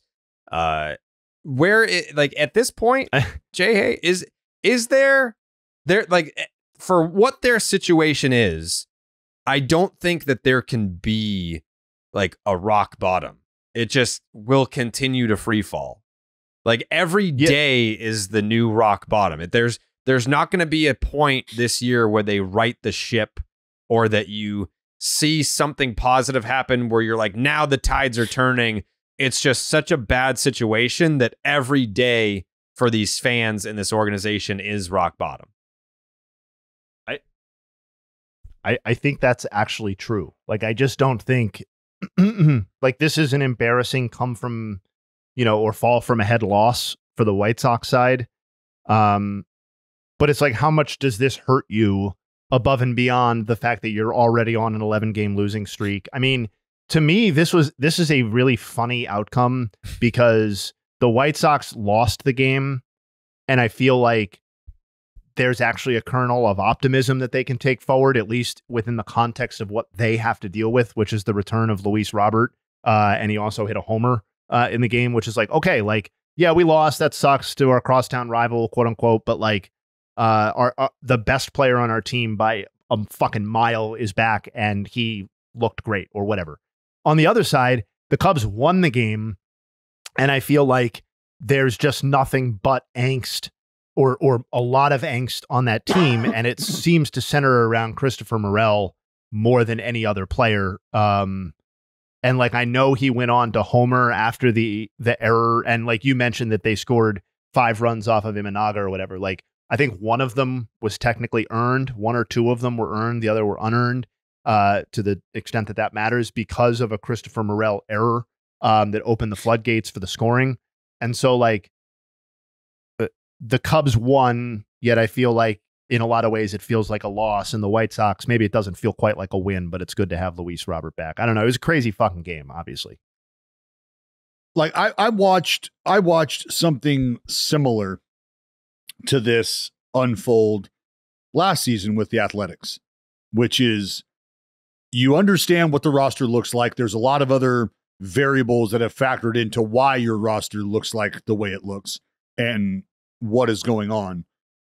What you have to remember is that there's going to be a time and an era where you're trying to identify how to pull yourself out of this, what you're going to be able to lean on moving forward, the foundation that you're trying to lay moving forward.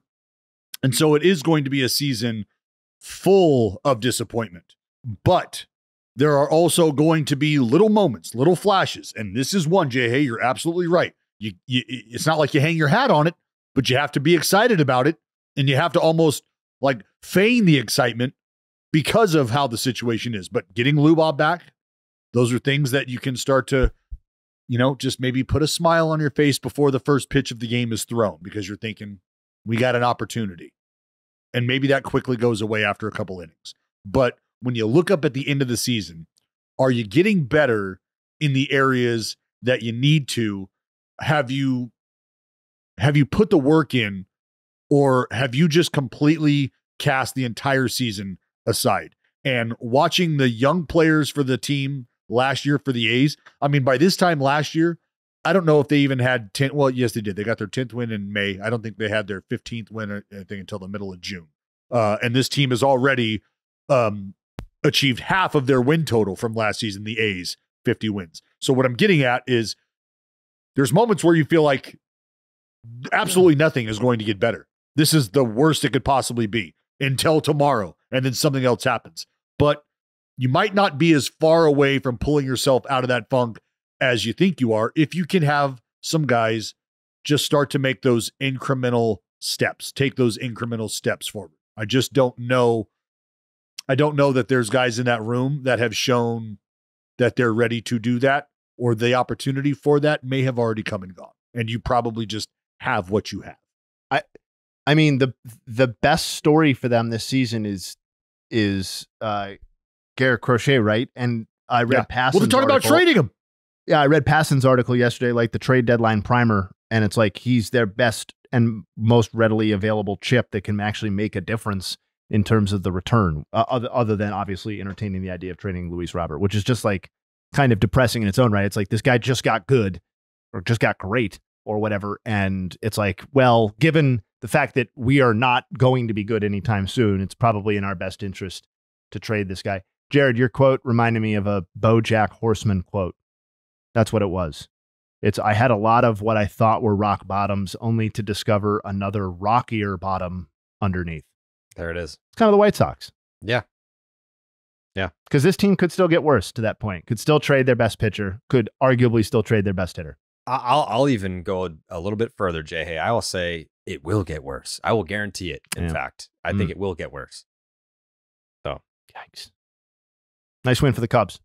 Big win for the Cubs, by the way. Craig Counsell, I mean, feel like he's getting a lot of unfair criticism.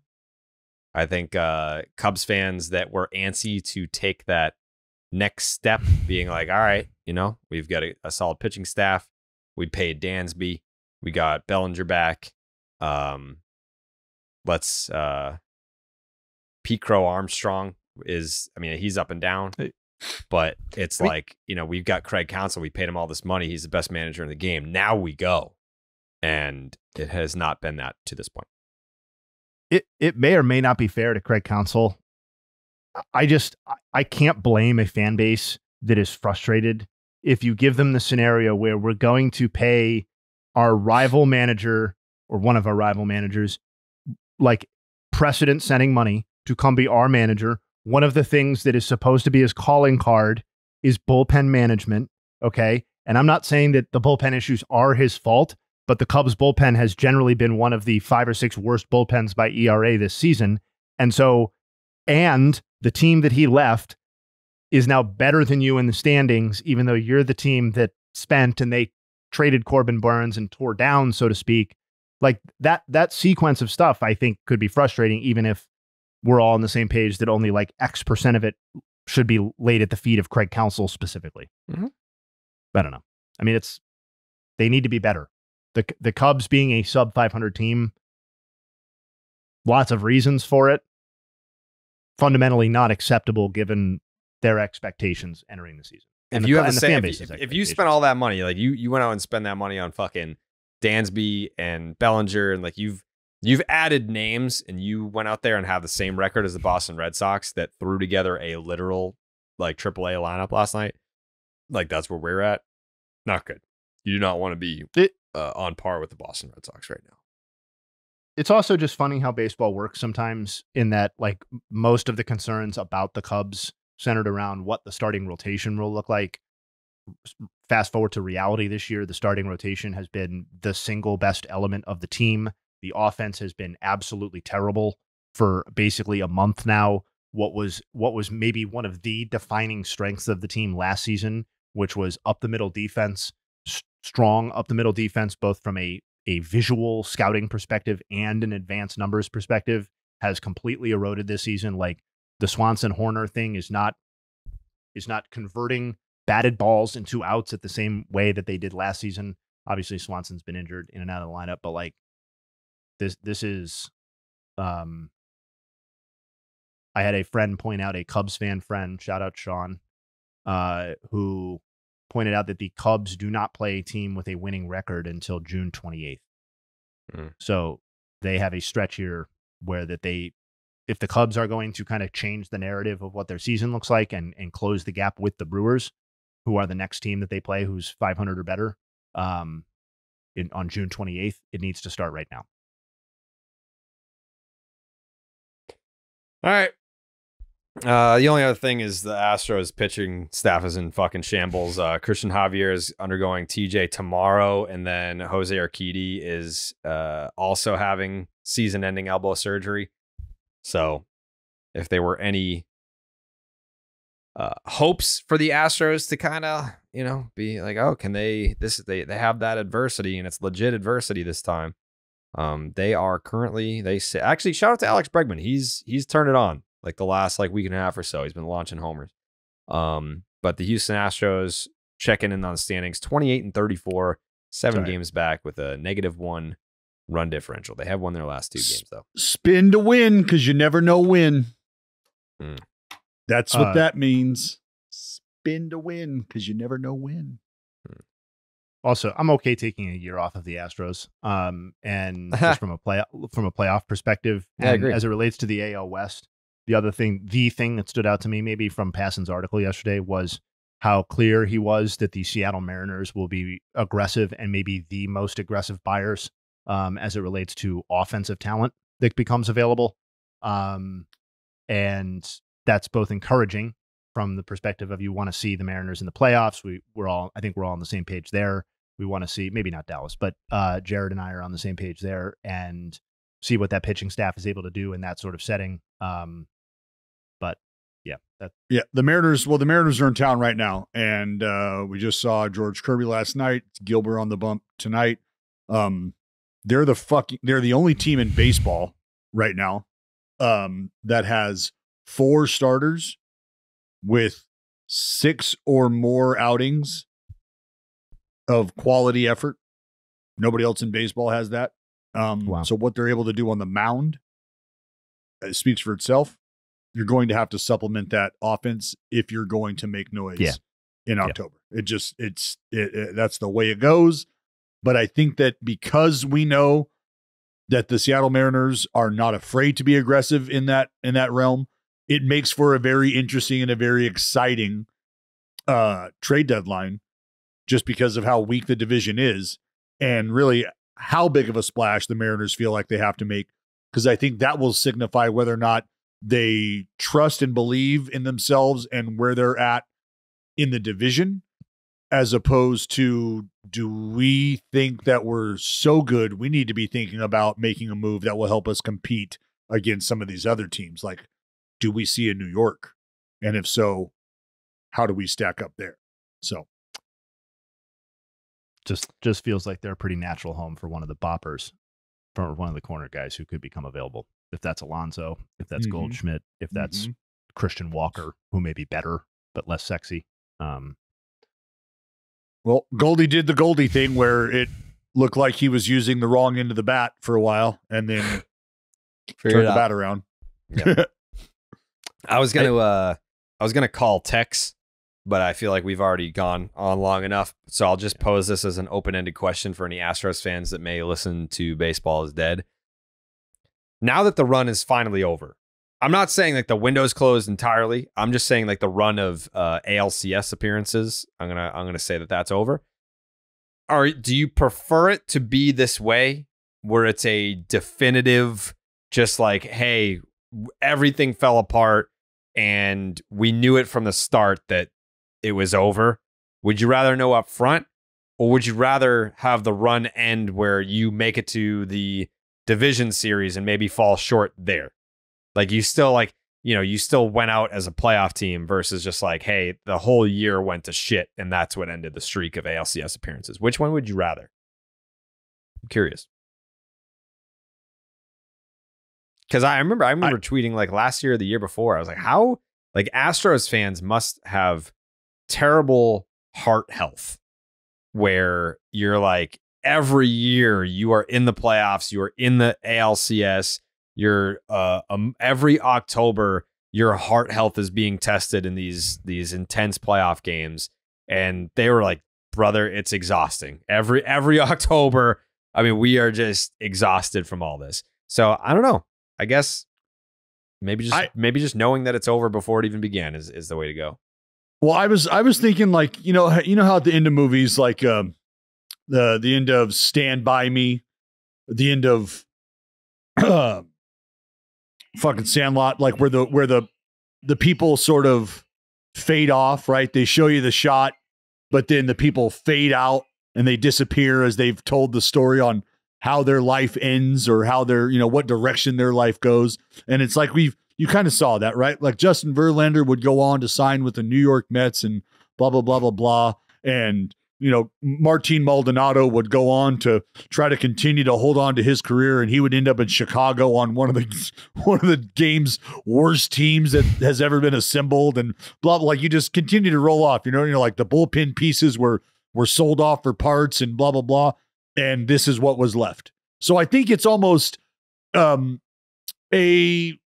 correct way to go out, because you almost acknowledge what you're missing by paying homage to why you were good. Here's what I'll say. I think I would definitively rather go out like this, where it was something of a natural, like kind of erosion out of our control, as opposed to like an utter dismantling of a championship contender, like what I'm thinking, like the 2019 Nationals, for example. Like that to me would be a way more frustrating taste, to be like, well, were we done? Like, was that window closed? Like, yes, probably was, because Strasburg got hurt. But like, were we? Like Harper, Soto, whatever. But like, I think this is as graceful of an exit as you could possibly hope for. Particularly because you still have players on the team who are worth tuning in to watch. It's still worth tuning in to see Tucker, Alvarez, Altuve, and several other players. So like and there's some reason for optimism that either those guys are either going to be part of the team moving forward and reasons to tune in, or, in the extreme version, Kyle Tucker is traded for a massive haul of assets because they don't envision re-signing him when he hits free agency after next season or whatever. But that's my answer. All right. Very meaty, girthy podcast today for a Wednesday. We got Family Feud tomorrow. Very excited for that. Any final thoughts, Dallas? Final thoughts. Yeah, I want to shout out the Oakland Ballers, who have done a remarkable job of really, from idea to inception to playing baseball on the diamond in a matter of months, it felt like. Obviously, with the news of the Athletics trying to leave town, I think fans in the Bay Area wanted to figure out a way that they could keep baseball in the Bay Area if it wasn't going to be, or the East Bay specifically, if it wasn't going to be with the Athletics. So they put together a team. There's big leaguers a part of this team. Don Wakamatsu is the manager. JT Snow is one of the coaches, but they just had their first game yesterday at Raimondi Field, which they turned in. You talk about fucking parking lot to playable baseball field. Phenomenal effort there. So I just wanted to tip my cap to the Oakland Ballers and to the fans that are holding on, and understandably so, to baseball in the East Bay. It has not gone unnoticed, and it does not go unappreciated. Oh yeah. Some nugs, Justin Fuck Havens? yeah. You know I do. Yeah. Any Mountcastle nugs? Yes, Wow. I do, actually. Okay. I came through for that person who asked, if that's what you're referencing. Yeah. Ryan Mountcastle, of the 413 players who have at least 200 career plate appearances against the Blue Jays franchise all time, his 986 OPS is the fourth highest out of that 413, behind only Mike Trout, Michael Brantley, and Matt Stairs. Wow. There's a list for you. Love Matt Stairs, shout out. Jack Flaherty, he back. He is one of 4 pitchers ever to begin a season with at least 94 strikeouts, while also having 10 or fewer walks through his first 12 starts, along with DeGrom in 21, Kershaw in 16, and Kurt Schilling, the big burrito, in 2002. Corbin Burns lowered his ERA to 2.26 last night. That is the lowest by an Orioles starting pitcher through the first 13 starts of a season since, you may have heard of this man, Jim Palmer, in 1978. So they were looking for their new Jim Palmer for at least this season. They have him. Max Fried double nug, because that's how we do. Yeah, buddy. Max Fried joins Warren Spahn, Denny LeMaster, and Charlie Leibrandt as the only lefties in Braves history with a 13 strikeout game. Tom Glavine never did it. Steve Avery never did it. No other lefty obviously ever did it. And then, no shade at the Red Sox, but this is a great list. Fried joins Clemens, Musina, Johan, King Felix, David Price, and Tyler Glasnow as the only pitchers in the wild card era to have a start against the Red Sox with 13 or more strikeouts and 1 or 0 walks. So diced him up last night. Max Fried is probably putting together his best season. Even though I know he's had. So okay, well, you're one of the teams he has to face. Shota Imanaga, we talked about it briefly. 7 runs allowed total through his first 9 starts combined. 12 runs allowed over his last 2. I realized somebody pushed back and said, why did you choose runs? Well, I chose runs because it makes the nugget better, first of all. Second of all, runs matter. Like that's what you see on the scoreboard. So we can assign we can have a different conversation about whose fault it is exactly. But he was pitching and the runs scored. So that does matter on a level. So I am playing a little bit of fun and games, but on the same level, it's not. Royce Lewis came back and just keeps doing what that guy does.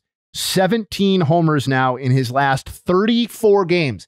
He's hitting a homer every other game going back to last season and including the postseason. So he's played in 2 games this season, and he has 2 home runs. We talked about Gerrit Jones earlier. Most fastballs thrown in any start this season was last night, most four-seamers, 58, and his highest average four-seam velocity of any start was last night. So Dallas said he gets a little nervous. He also got a little jazzed up for this one, and he threw those heaters right by the Dodgers. And then my, as of yet, currently unsponsored, but we are taking solicitations. Hit up Jake with any of this kind of stuff. The nug of the day, Ohtani and Skenes, that's Shohei Ohtani and Paul Skenes, are slated to face each other today. Batters are hitting .067 off of Paul Skenes' famous splitter this year. And would you believe that no batter in Major League Baseball has more homers or more barrels against splitters since 2020 than Shohei Ohtani himself? And by the way, it's not even close on the barrels. Nobody hits splitters particularly well, so it's not a large number, but he leads in both of those categories. So that's going to be something to watch in today's start. Those are my nugs. Dallas, go ahead. I have 2 additional shout outs that I want to do, but go ahead and get in on the nugs here. Well, just a detail there. Yeah. Ohtani has seen. Oh shit. Yeah. I just continue to unlock awesome graphics. Yeah. Ohtani, could it stand to reason? Could you say this? Could it be argued that Shohei Ohtani has seen more split fingers than anybody else in baseball? Based on... Are you including Japan too? No, that's why I'm including Japan. No. I was asking if you were including Japan. Oh, like as well as other guys? No. I meant obviously specifically to Major League Baseball here stateside because he has come from Japan and it is a split heavy league over there.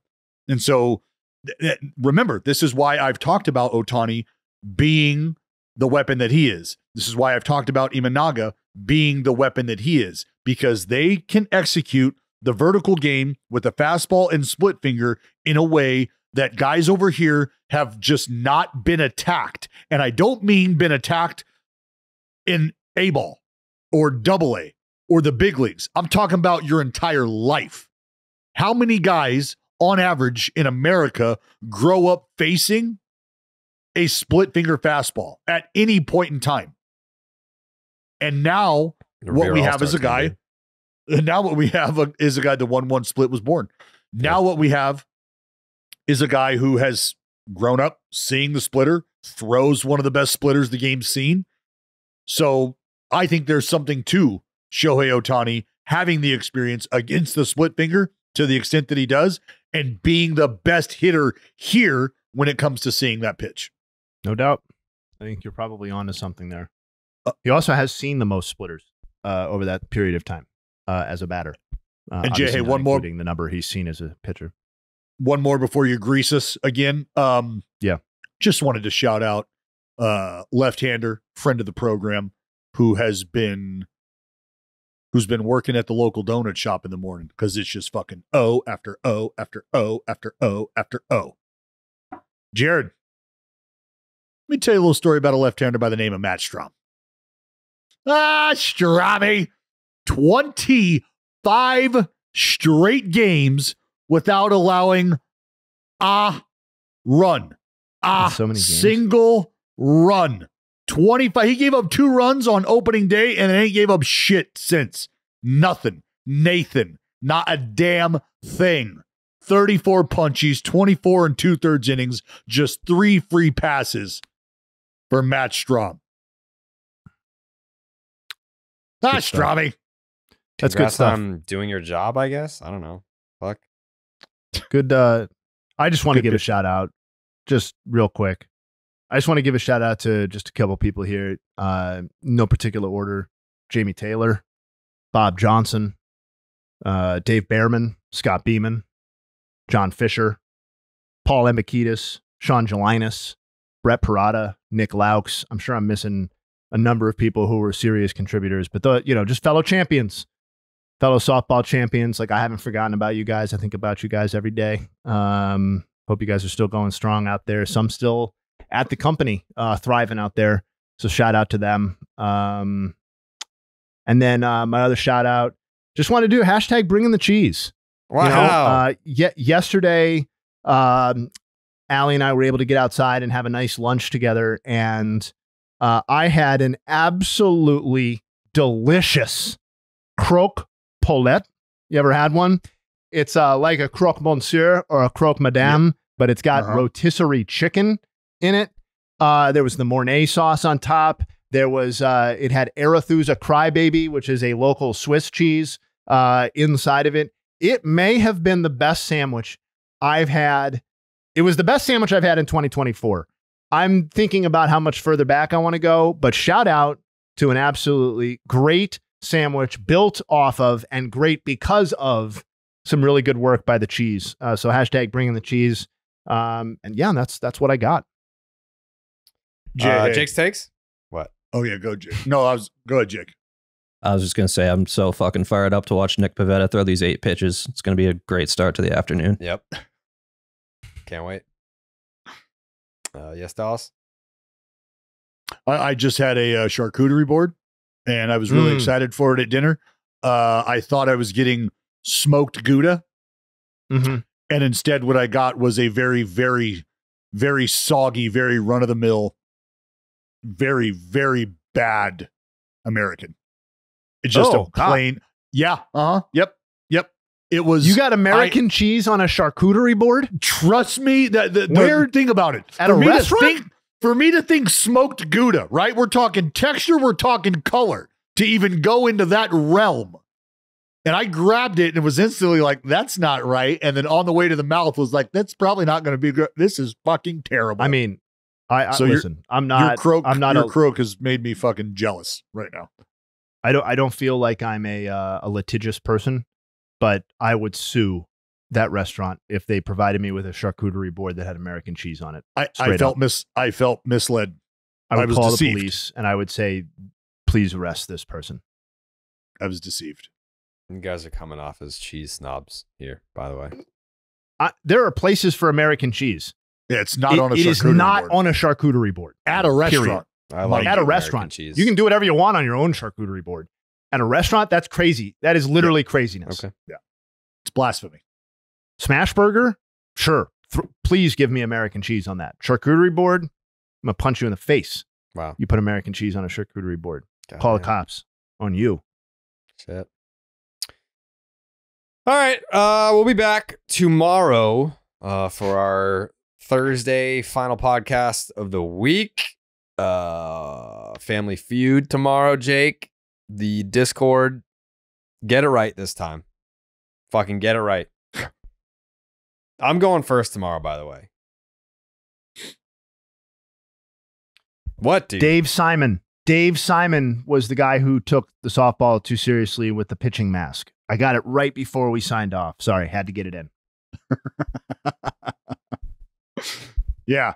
And I was just about to yell something at Fish.